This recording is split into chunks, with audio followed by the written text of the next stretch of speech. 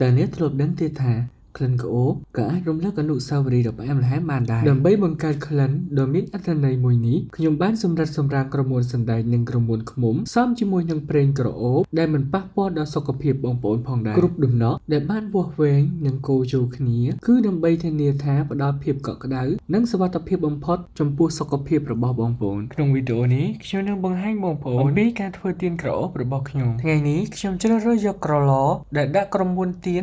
150ក្រាមសម្រាប់ខ្ញុំចំពោះក្រឡទម្ងន់150ក្រាមខ្ញុំត្រូវប្រើក្រមួនឃ្មុំ45ក្រាមនៅត្រង់ចំណុចនេះផងដែរសម្រាប់ខ្ញុំគឺការសក្តិជាមួយនឹងក្រាមបន្តិចនេះគឺវាពិតជាសំខាន់ដែលវាអាចប៉ះពាល់ដល់ការរំលាយក្រមួនរបស់យើងក៏ដូចជាការជួយដល់ក្លិនផងដែរបន្ទាប់ពីខ្ញុំបានដាក់ក្រមួនឃ្មុំ45ក្រាមចូលរួចមកខ្ញុំក៏បន្តដាក់ក្រមួនសណ្ដែកដើម្បីឲ្យគ្រប់ចំណុះ150ក្រាមដែលខ្ញុំបានគ្រោងទុកបន្ទាប់ពីការលាយក្រមួនរបស់យើងរួចរាល់មកយើងក៏ចាប់ផ្ដើមរំលាយក្រមួននោះដើម្បីឲ្យក្រមួនរបស់យើងរលាយคล้ายជារបាយតែមួយទៀតពេលក្រមួនកំពុងតែចាប់ផ្ដើមក្តៅបន្តិចម្ដងខ្ញុំឆ្លៀតពេលនេះដើម្បីសម្អាតក្រឡនៅក្នុងការដាក់ក្រមួនចូលការសម្អាតដោយការបាញ់ទឹកលាងនិងជូតដោយក្រណាត់ឬក៏ក្រដាសជូតមាត់បន្ទាប់មកយើងក៏ចាប់ផ្ដើមផ្លុំក្រឡនេះឲ្យស្ងួតល្អយើងប្រកាសថាក្រឡរបស់យើងនឹងស្ងួតគ្មានទឹកបន្ទាប់ពីផ្លុំបានស្ងួតល្អហើយខ្ញុំក៏បានយកក្រឡនេះទៅដាក់បច្ឆេះដើម្បីត្រៀមចាក់ក្រមួនចូលក្រមួនរបស់យើងក៏ចាប់ផ្ដើមរលាយបានសព្វគ្រប់ល្អផងដែរប៉ុន្តែយើងមិនអាចចាក់ក្រមួននេះចូលទៅក្នុងក្រឡបានភ្លាមនោះទេយើងរួមចាំក្រមួននេះចុះត្រជាក់រហូតមកដល់70ឬក៏60អង្សាទើបយើងអាចចាក់ក្រមួននេះចូលទៅក្នុងក្រឡដែលយើងបានរៀបចំទុកជាមុននេះ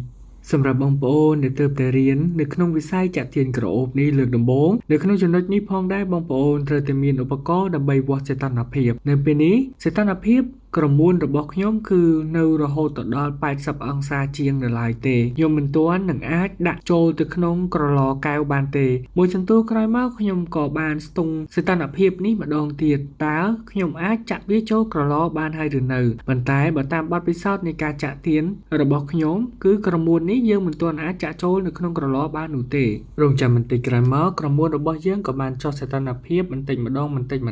ដើម្បីឲ្យក្រមួនរបស់យើងឆាប់ចុះសីតុណ្ហភាពគឺយើងត្រូវតែជួយកូរដូចនៅក្នុងវីដេអូនេះអញ្ចឹងបងប្អូនទាំងអស់គ្នាដើម្បីឲ្យក្រមួនរបស់យើងឆាប់ចុះត្រជាក់និងយើងឆាប់បានចាក់ចូលកែវចំពោះខ្ញុំការដាក់ក្លិនចូលទៅក្នុងក្រមួនដែលយើងរំលាយរួចគឺខ្ញុំដាក់នៅចន្លោះសីតុណ្ហភាពពី60ទៅ70អង្សាសេសីតុណ្ហភាពក្រមួនរបស់យើងបានចុះបន្តិចម្ដងរហូតមកដល់សីតុណ្ហភាពដែលយើងគ្រោងទុកនៅក្នុងចំណុចនេះដោយសារតែក្រមួនរបស់យើងបានចុះសីតុណ្ហភាពមកដល់ខ្ទង់60អង្សាសេហើយខ្ញុំក៏ចាប់ផ្ដើមរៀបចំដាក់ក្លិនរបស់យើងចូលបន្ទាប់ពីចាក់ក្លិនចូលទៅក្នុងក្រមួនដែលយើងបានរំលាយ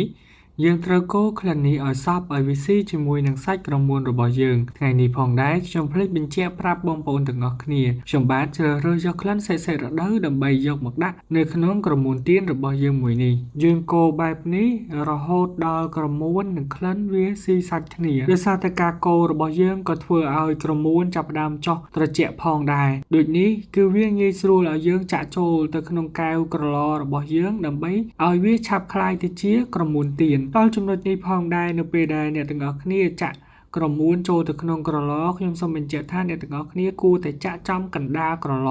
រួចចាក់ថ្ន